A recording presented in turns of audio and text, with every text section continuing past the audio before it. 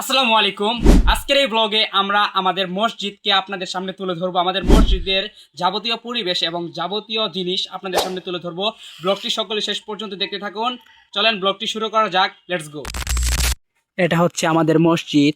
এটা হচ্ছে হাফতলা বিল্ডিং। আর এটা হচ্ছে আমাদের মসজিদের অজুখানা।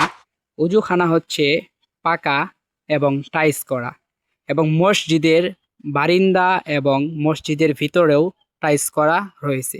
আপনাদেরকে আমাদের মসজিদের অজুখানা দেখাচ্ছি। এটা হচ্ছে অজুখানা। এই অজুখানাতে মোট 10টি ট্যাপ রয়েছে। এবং বসার জন্য এই যে এরকম ব্যবস্থা রয়েছে। এখানে বসে মানুষ উজু করতে পারে। গাইস, এটা হচ্ছে অজুখানা। নিচে টাইলস করা এবং সাইড দিয়েও টাইলস করা রয়েছে। এখানে বসার জায়গা করা রয়েছে এরকম করে। দেখতে পাচ্ছেন ট্যাপ রয়েছে এখানে একটা, এই যে এখানে এগুলো হচ্ছে ট্যাপ। ভিতরে রয়েছে মোট 8টি ট্যাপ এবং বাইরে রয়েছে 2টি ট্যাপ। এই যে এখানে একটি এবং এখানে একটি, এবং ওই পাশে বাথরুম এবং প্রস্রাবখানা রয়েছে। আপনাদেরকে দেখাচ্ছি। এটা হচ্ছে আমাদের মসজিদের টয়লেট। আর এখানে রয়েছে হচ্ছে প্রস্রাবখানা মোট 2টি, এখানে একটি এবং এখানে একটি। এটাই হচ্ছে আমাদের মসজিদের উজুখানা, বাথরুম এবং প্রস্রাবখানা। এবং বাথরুমের ভিতরেও টাইলস করা রয়েছে।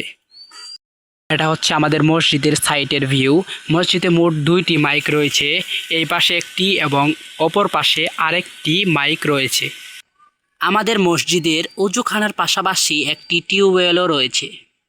আমাদের মসজিদের একটি ভালো গুণ হচ্ছে আমাদের মসজিদে প্রত্যেকটি রোজায় মসজিদে ইফতারের ব্যবস্থা করা হয়, যা অনেক মসজিদে প্রতিদিনই ইফতারের ব্যবস্থা করা হয় না। আমাদের মসজিদে প্রতিদিন ইফতারের ব্যবস্থা করা হয়। এটি একটি ভালো গুণ, কারণ সারাদিন রোজা রাখার পর সবাই একসাথে বসে ইফতার করা সত্যি অনেক ভালো। মসজিদের সামান থেকে 360 ডিগ্রি একটি ভিউ দেখাচ্ছি। আপনারা দেখুন চারিপাশের ভিউটা দেখুন।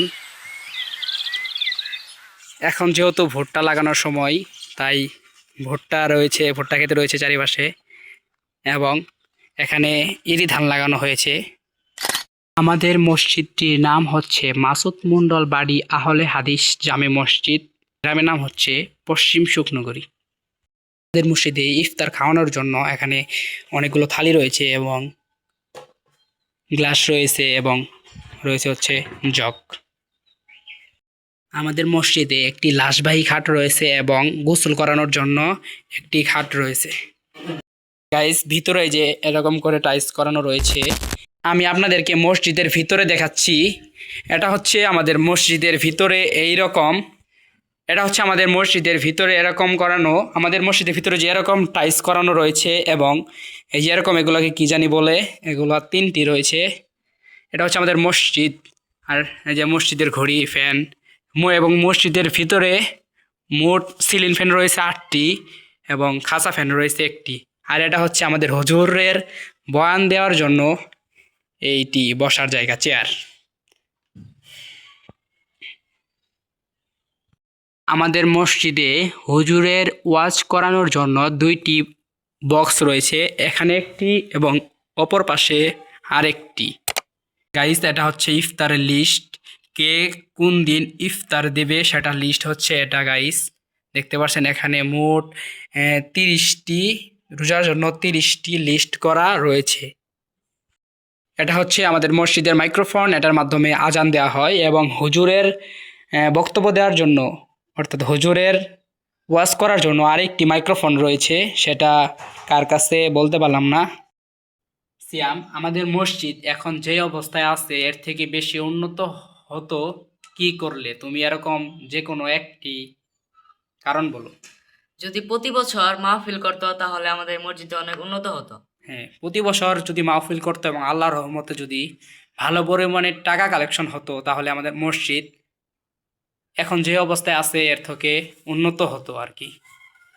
একটি কথা, আমাদের মসজিদ স্থাপন করা হয়েছে অনেক বছর হয়ে গেছে, এখন পর্যন্ত একবারও সভা হয়নি।